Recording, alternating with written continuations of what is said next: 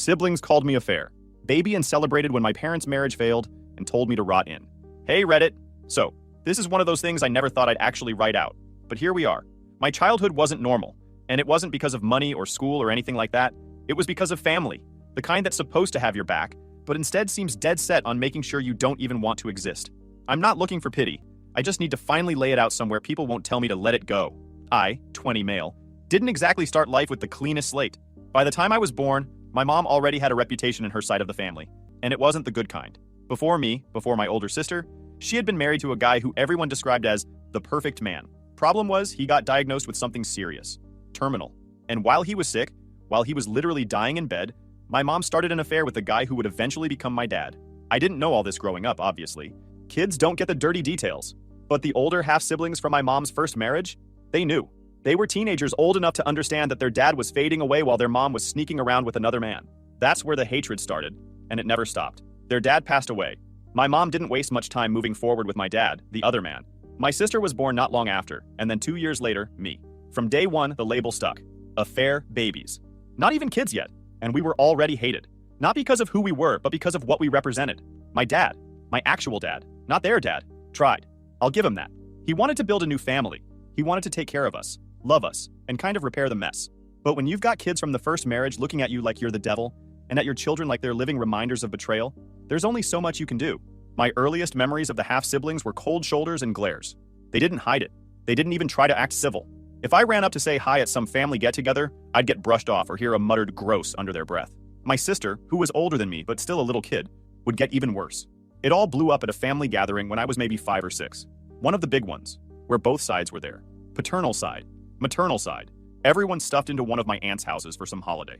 We were in the living room, adults talking, kids running around. I don't remember what exactly led up to it, but one of the older half-siblings just snapped. He stood in the middle of the room, pointed at me and my sister and said, loud enough for everyone to hear, "Those two aren't family. They're just the affair kids." The room went dead silent. My mom went pale. My dad stood up so fast his chair tipped backward. And me?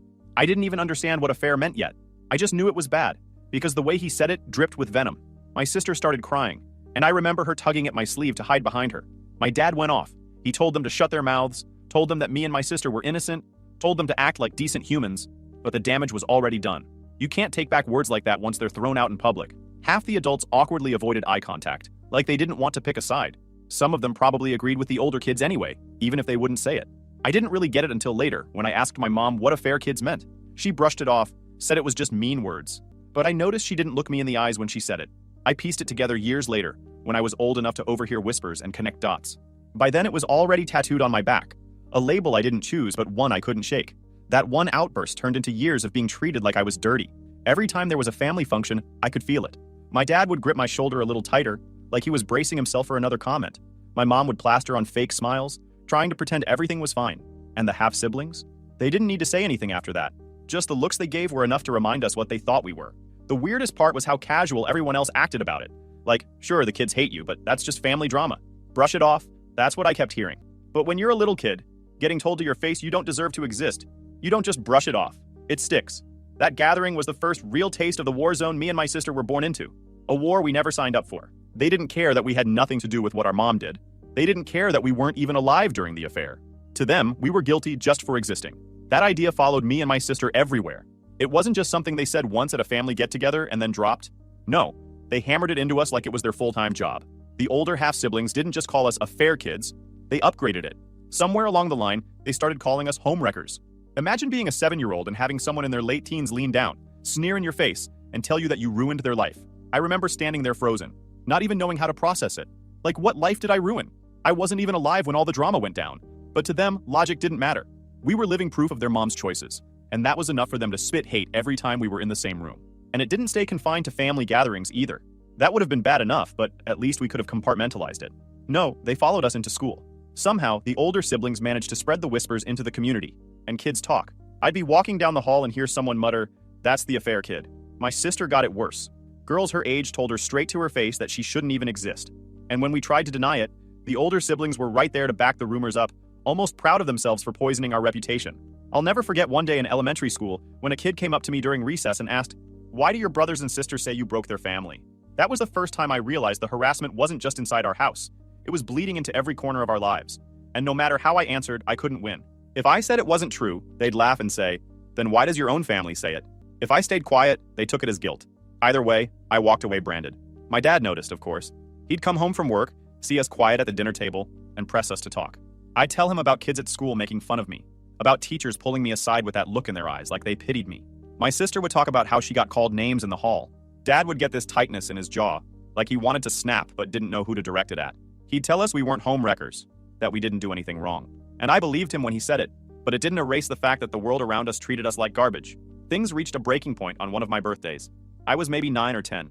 Dad had rented out this little pizza place with an arcade in the back, the kind of spot every kid dreamed about having a party at. For once, I was excited. We invited a bunch of kids from school, and for the first hour it actually felt normal. I was running around with tokens, my sister was helping me with the games, and Dad was snapping pictures. Then one of my half-siblings showed up. Not invited, obviously, but they walked right in like they owned the place. At first, I thought maybe, just maybe, they were there to make peace. But no. They had already been spreading rumors about us around town for years, so some parents weirdly took their words seriously. They started whispering to them, dropping lines like, "Do you really want your kid hanging around with him? He's not even family. He's an affair kid." I didn't hear it at first, but I noticed the effect. Slowly, parents started pulling their kids away. "We've got to go," they said, fake smiles plastered on. Within half an hour, the place went from buzzing to dead silent. I remember standing by the arcade machines, holding a handful of tokens I hadn't used yet, looking around at empty chairs. My dad was fuming, I could tell. He stormed outside, probably to confront the sibling, but they were already gone. My sister came up to me, eyes red, and handed me one of her tickets like it would make things better. "You can get a toy," she whispered, like that would fix the fact that my birthday had been ruined. When we got home, I locked myself in my room. I didn't want cake. I didn't want presents. I just wanted to disappear. Because it finally hit me that no matter what I did, no matter how good I tried to be, I was never going to be seen as normal. To them, I was always going to be the kid who should have never been born. That birthday stuck with me. Not because of the cake or the presents or the games, but because it was the day I realized my half-siblings weren't just out to hurt us in private. They wanted the world to see us the way they did, as home wreckers, as mistakes, and they weren't going to stop until everyone else believed it too. By the time I hit middle school, it felt like me and my sister were carrying this giant scarlet letter on our backs that we didn't even earn. It ate at my dad. You could see it in his face. He'd come home from work, loosen his tie, and just sit at the table staring into space. He wasn't the kind of guy to cry in front of us, but the stress was written all over him. He knew we were getting bullied. He begged my mom to step in, to say something to the older kids to make them stop. But she didn't. She'd shrug it off, say stuff like, "They're just upset, they'll grow out of it." Except they didn't. They just got meaner. The fights between my parents started small. Arguments at night when they thought we were asleep. Whispered voices that turned into raised ones. I'd sit in my bed with the blanket pulled over my head, listening to my dad say things like, "Do you see what this is doing to them? Do you even care?" And my mom's flat tone in response, "It's not my fault how they feel." It grew from there. By the time I was 12, the fights weren't behind closed doors anymore. They were in the kitchen, the living room, anywhere. My sister and I would sit at the top of the stairs, listening to plates clatter against countertops and doors slam. Dad would argue that we were getting destroyed emotionally, and Mom would argue that she was tired of being painted as the villain. To her, the solution was pretending it wasn't happening. To my dad, that was betrayal all over again. Then, the divorce hit. The day it became official is burned into my memory. Papers on the table, my dad pacing the living room, my mom sitting stiff in her chair refusing to look at him. He told us he was sorry. Not sorry that he was leaving her, but sorry that we had to deal with all this when we were just kids. I remember him hugging me so tight it almost hurt. He whispered, "None of this is your fault." And I knew he meant it. But the truth was, fault didn't matter. The half-siblings had already made up their minds about us. The worst day of the whole divorce came when things blew up at the house. It was one of those nights where the yelling could probably be heard down the block. My dad had just come home from another exhausting day at work, and he was met with my mom unloading on him. She accused him of failing as a husband, failing as a father, everything she could throw at him. I remember standing with my sister in the hallway, clutching her hand, trying not to cry. And then we heard it, laughing. Not from my parents, but from outside. My dad stormed to the front window and yanked the blinds open, and there they were, my older half-siblings, standing on the sidewalk, pointing at the house, laughing and clapping like they were watching a circus. One of them even cupped his hands around his mouth and shouted, "How does it feel, huh? Finally falling apart, just like you deserve." My sister started sobbing. I pulled her into the hallway, away from the window, but the damage was already done. My dad lost it. He bolted outside so fast the door nearly came off the hinges. I don't remember everything he said, but his voice was booming, raw anger spilling out after years of trying to keep it together. He shouted that we were his kids, that we didn't deserve this, that they were monsters for laughing while two little kids cried inside. The neighbors came out to watch. Some tried to intervene, telling everyone to calm down. My mom didn't move. She stayed in the kitchen, acting like none of it was her problem. And me? I peeked from behind the curtain, watching my dad's face turn red with fury while my half-siblings just smirked. They knew they'd won. They knew all they had to do was show up and rub salt in the wound, and they'd break him down even more. That night, he told us he was filing for the divorce officially. He said he couldn't keep doing it, couldn't keep watching us get torn apart while Mom sat on the sidelines. He promised he'd always be there for us, but you could tell the fight had drained something from him. My sister crawled into his lap and cried until she fell asleep. I sat next to him, staring at the wall, wondering how people who were supposed to be family could enjoy our pain so much. That was the moment I realized the older siblings didn't just hate us. They fed off our misery. It was entertainment to them. They weren't going to stop until there was nothing left of us to break. 4 and 3 years later, they got their biggest chance. My dad passed away. He'd been sick for a while, though we didn't really know how bad it was. He tried to hide it from us, tried to keep his smile around me and my sister, but I could see it in his eyes. He was exhausted, both from the stress of everything with my mom and the constant harassment from my half-siblings. And then one morning, he just didn't wake up. I remember my aunt shaking me awake at Dad's house, her face pale, telling me and my sister to come downstairs. The whole place smelled like coffee and sadness. People were crying in the kitchen. My dad's chair at the table was empty. That's when it hit me. He was gone. The funeral was brutal. Paternal family came in droves. His brothers, cousins, old co-workers. They all spoke about what kind of man he was, how he deserved better than what life gave him. My sister clutched my hand the entire time, sobbing into her dress. I didn't even cry. I just felt hollow, like a part of me had been scooped out and tossed in the dirt with him. My mom sat stiff in the front pew, staring at the casket like it was a burden. She didn't cry either. She looked more annoyed than anything, like this was just another thing she had to deal with. I don't know if she was numb or if she really just didn't care anymore, but to me and my sister, it felt like we'd lost both parents in one day, one to the grave and one to apathy. That's when the half-siblings came crawling back into the picture. For years, they hadn't spoken a word to us unless it was to spit insults. But after the funeral, one of them reached out. A phone call first, then a message saying they wanted to meet. They said things like, "We know you lost your dad. We know how hard this must be. We've been through this before. We just want to reconnect and apologize for everything. We're family." I should have smelled the setup from a mile away, but I didn't. My sister didn't either. We were desperate for some kind of stability, some kind of normalcy. And when people tell you they want peace after years of war, a part of you wants to believe it. So we said yes. They invited us to dinner at one of their houses. My sister spent hours getting ready, like she was finally going to have the siblings she always dreamed of. I kept telling myself to stay cautious, but deep down, I hoped too. I wanted so badly for it to be real, for once in my life. We walked into that house, and at first it felt normal. Plates on the table, food steaming, smiles plastered on their faces. They hugged us, asked how we'd been, acted like none of the past ever happened. I let myself relax just a little. Then halfway through the meal, it all changed. One of them raised their glass and said, "Let's make a toast." Everyone else joined in, glasses clinking. My sister and I awkwardly lifted ours. I thought they were about to say something about family, about starting over. Instead, I'll never forget the words that came out of their mouths. To karma. To what comes around, goes around. To your dad finally getting what he deserved. The room erupted in laughter. They weren't toasting to family. They were celebrating my dad's death. My sister froze, tears spilling down her face. I felt like the floor had been ripped out from under me. I slammed my glass down so hard it cracked. "What the hell is wrong with you?" I shouted, my voice shaking. They smirked.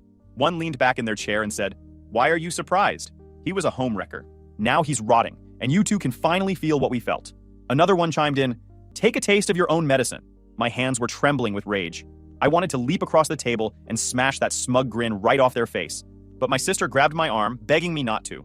Her whole body was shaking, and she just whispered, "Let's go. Please, let's go." We got up and left without another word. The laughter followed us out the door, echoing in my ears like a nightmare. That night, she asked me, "Why do they hate us so much? Why do they enjoy this?" And I didn't have an answer.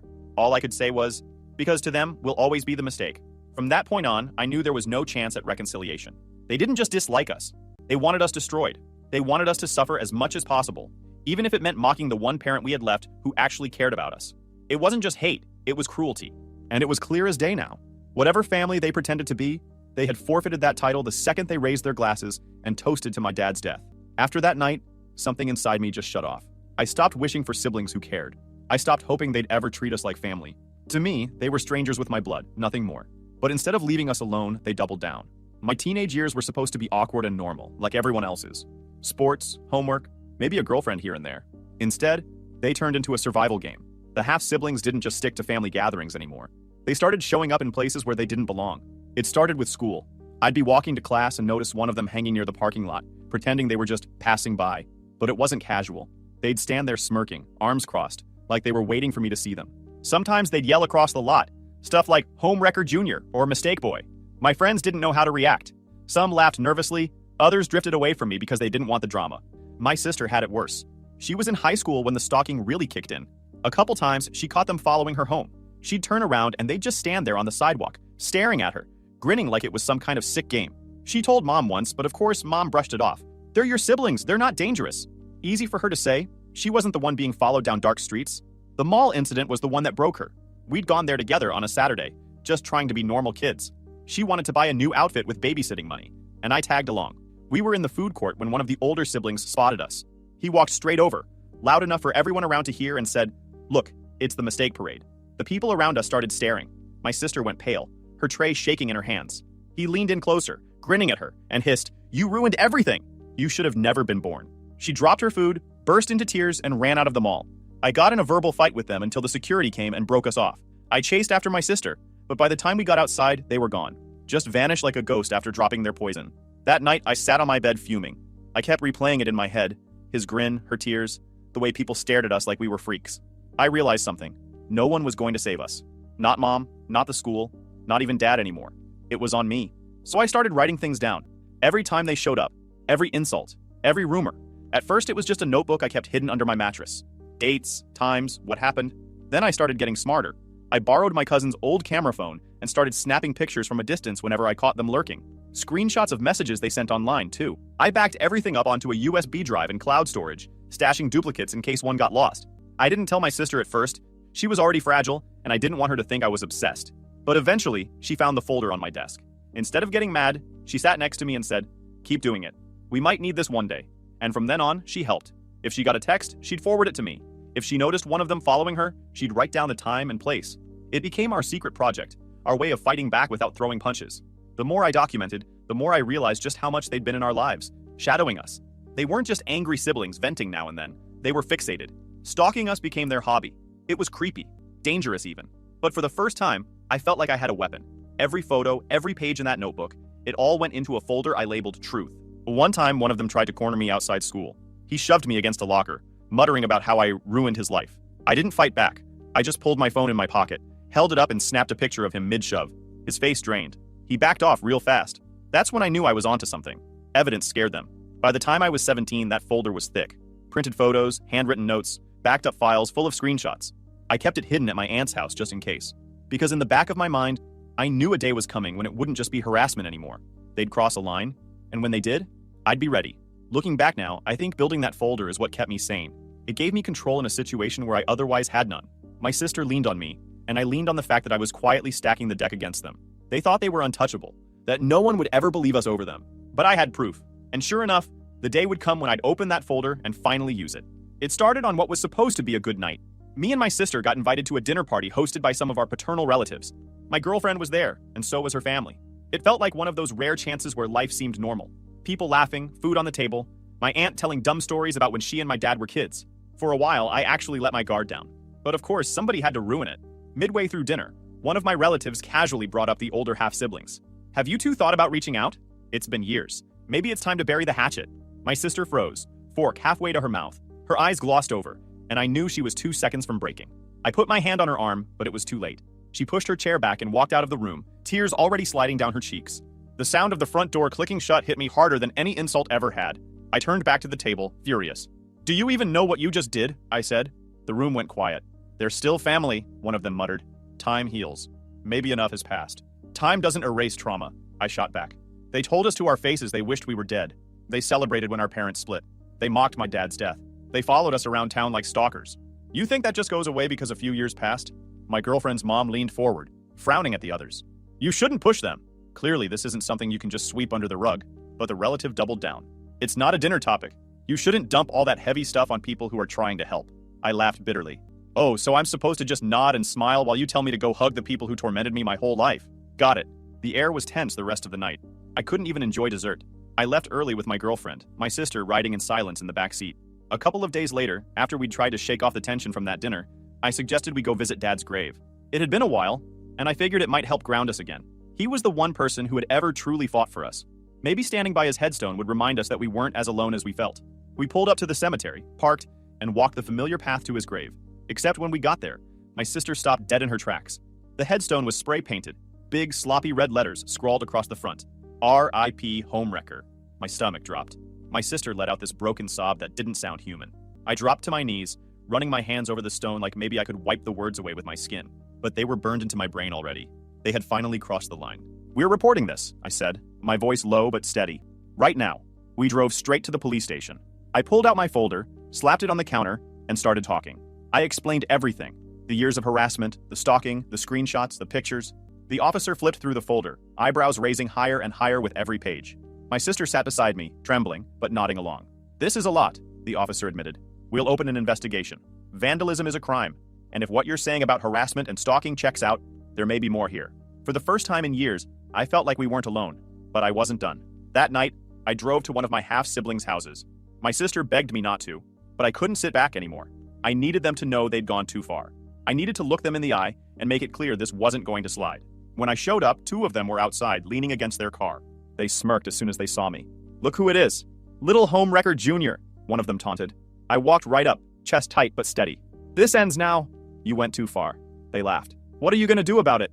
Before I could answer, one of them lunged forward and swung. His fist caught me in the jaw, snapping my head to the side. Pain exploded down my face, but something inside me snapped too. Years of being mocked, stalked, bullied, humiliated. Every single moment boiled up all at once. I didn't even think. I just reacted. I grabbed him by the shirt and shoved him back hard into the hood of the car. He swung again, but I ducked and drove my knee into his gut. He doubled over, gasping. The other one jumped in, fists flying. I caught his arm, twisted, and kicked his legs out from under him. He hit the pavement with a grunt. Adrenaline was pumping through me like fire. They weren't scary anymore. They weren't untouchable. They were just pathetic cowards who finally got what they'd been asking for. I stood over them, chest heaving, fists clenched, daring them to get back up. They didn't. "You ever touch me or my sister again?" I growled. "I'll make sure you regret it. And next time, I won't stop at just defending myself." I left them lying there and drove straight back to the police station, jaw aching, but heart steady. I filed a report, this time not just about the vandalism, but the assault too. The officers listened carefully, jotting down every detail. And when I handed them the fresh bruises on my face as proof, plus my years of documentation, they didn't brush it off. They took it seriously. Walking out of that station, my sister at my side, I finally felt the shift. This wasn't just me and her suffering in silence anymore. The system was watching now. And my half-siblings?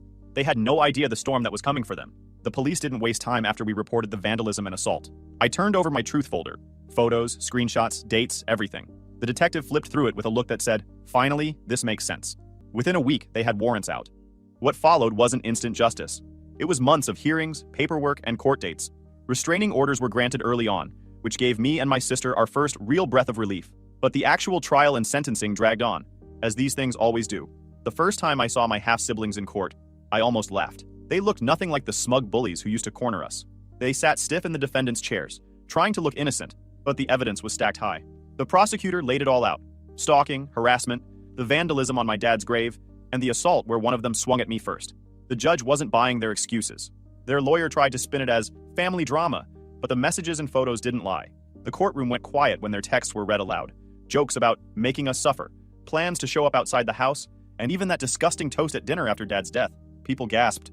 Their friends and even spouses in the gallery looked horrified. That was justice in real time. Their cruelty dragged into daylight. The judge issued restraining orders on the spot. No contact, no showing up near us, no social media harassment. Watching my sister breathe for the first time without checking over her shoulder was the payoff I didn't even know I needed. She hugged me in the hallway after and whispered, "We're finally safe." They pled not guilty at first, but it didn't matter. Evidence doesn't care about denial. Photos of them lurking near our school, screenshots of threats, and even a neighbor's ring cam showing the assault. It all nailed them.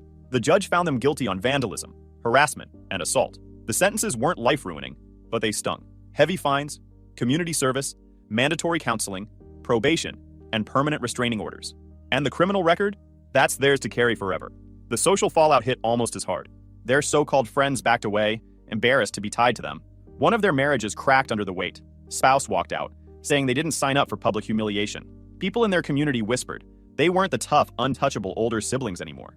They were just adults with court records, and no one left to clap for their cruelty. The best part? Paternal relatives finally admitted we'd been right all along. The same ones who pushed blood is blood finally saw the truth in black and white. One cousin even apologized, saying, "I didn't realize it was that bad." I didn't forgive him, but I accepted it. At least nobody at family dinners would ever push reconnection again. Walking out of that courthouse with signed restraining orders in my pocket, I felt lighter. Years of fear turned into paper that legally kept them away. It wasn't dramatic movie-style revenge, but it was real. It was accountability. They had chosen cruelty, and now they had to live with the consequences. Life moved forward. My sister started smiling again. She went to college orientation and, for once, didn't flinch when people asked about family.